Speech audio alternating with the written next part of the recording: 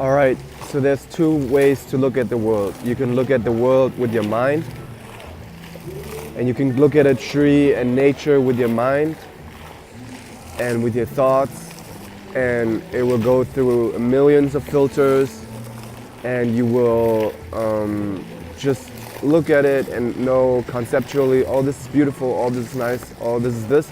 Or you can look at the world with your soul, and your soul doesn't have words to describe it, but it has vibration to describe it. Maybe vibration, it has more, it's a feeling, you know?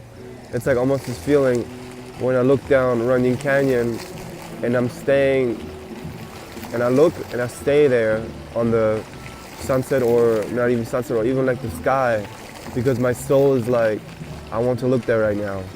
And you can get very sensitive to that if you know you have a soul and if you trust your soul, because we are made from society to have all these thoughts in our head, so we can get controlled by society. Because society develops pendulums where it's like they want you to work, they want you to work hard, they want you to think all the time, they want you to do tests, they want you to progress, but they don't tell you how to use your soul and how to connect with your soul, which is the most important thing. So a good way to get more sensitive to your soul is meditation, and then feel into yourself, feel with your soul. Only you can know that. And all these like spiritual teachers who say, oh, this is a 7-step process to get close to your soul, like, you know that process. It's something very individual, and you have to have the trust and the knowing that you can touch it and you can listen to it and you can feel it. It's the voice. It's not the voice of reason. The voice of reason is something like, okay, is it affordable to do this right now? Is it affordable to do this workshop right now? Is it affordable to do this workshop about painting that is my passion right now? I can't really. I got to do this. I got to do that. And your soul is like, I want to do this. Your soul knows it, but you have to listen to your soul. But your mind will trick you out, and it will even tell you, oh, you're making the right decision, you're making a good decision, you're responsible. That's what the mind's always telling you. You're responsible, that's good, and you gotta care for yourself, you gotta you gotta save money, but your soul, if it sees an option, you will make even more money. Like if you go to that workshop, like I had experiences where I went to a workshop and I missed out on a bunch of money.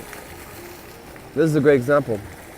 This one weekend, I went to, I asked myself, do I want to go to this spiritual workshop? And there was 2 dates, and I asked my feelings, which was like my soul, what is the best date? And I picked out the date. And then just before the date, the owner of the kids company calls me and is like, oh, are you free this weekend? You would be able to make so much money, right?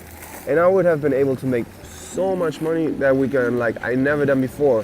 But I had this workshop, so I was in this dilemma. But, so I was like, I can't do it. And then he put someone else on it. And I was so mad at first, but then I try to find reasons why this is good. And I will figure it out. And I went to this workshop, and I met a person at this workshop who I connected with, and she asked me to work this one event with her.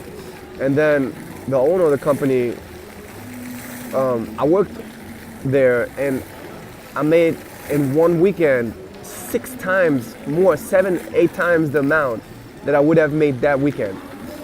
I made like in 2 days or 3 days, I made like $6,500, because your soul knows what's good for you, what's good for your soul, what's good for your abundance, what's good for your energy, and it will give you these opportunities if you listen to it. If you don't listen to that mind that rationalizes.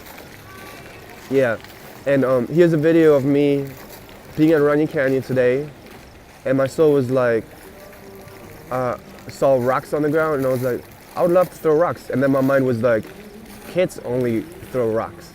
And then my soul was like, I want to throw rocks. And then I was like, okay, I'm gonna listen to my soul. So I took the rocks and I was throwing them, and I felt good about it, And it might be these small things, But these small things add up and raise your vibration, and it will attract, like I said in the other video, in the video yesterday, your vortex and what you want in your life. It will attract everything that you want, and you put it out there. So yeah, here's the video. Just be on me this time.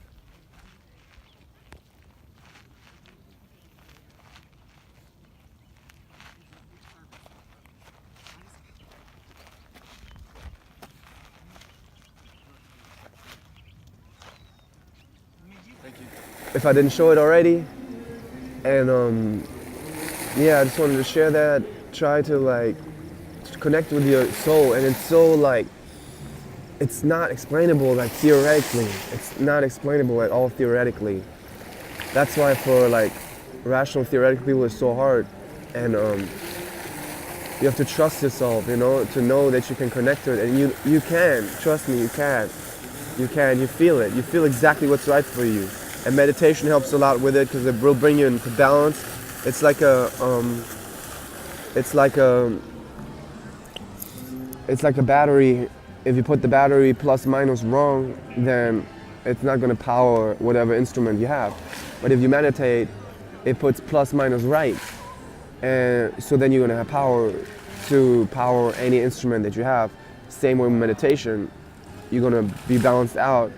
Your vibration, your frequency is going to be powerful in your body. And then you have the sensitivity to listen to your soul, and you have the sensitivity to feel out the right choices for you. Yeah. And that's it. And my right choice for me right now is, there's something else I want to tell you.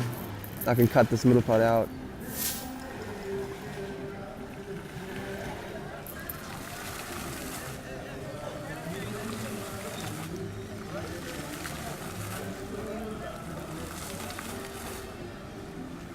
Oh, okay. And yeah, when I was throwing the stones, you get this feeling of joy, and that tells you your soul speaks to you. It's like, that's what I want to do, you know. That's important. So whatever you do, if you do it, and it's like authentically joy, then you will feel it, and your joy, your soul will feel it, and your soul communicates in that moment with you, being like, hey, I love that. And you are your soul, you are your body, you're your soul, you're all that, you're all that energy. And it's beautiful if you connect to it. Yeah. All right, guys.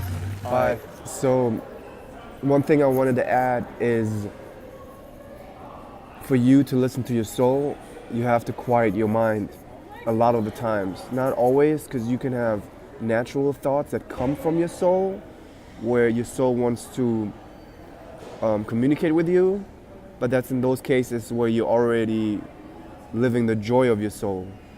But when you want to communicate with your soul where you feel like you're not in communication with your soul yet, then meditation, like freeing your mind, you need to clear your mind of thoughts first to balance it out.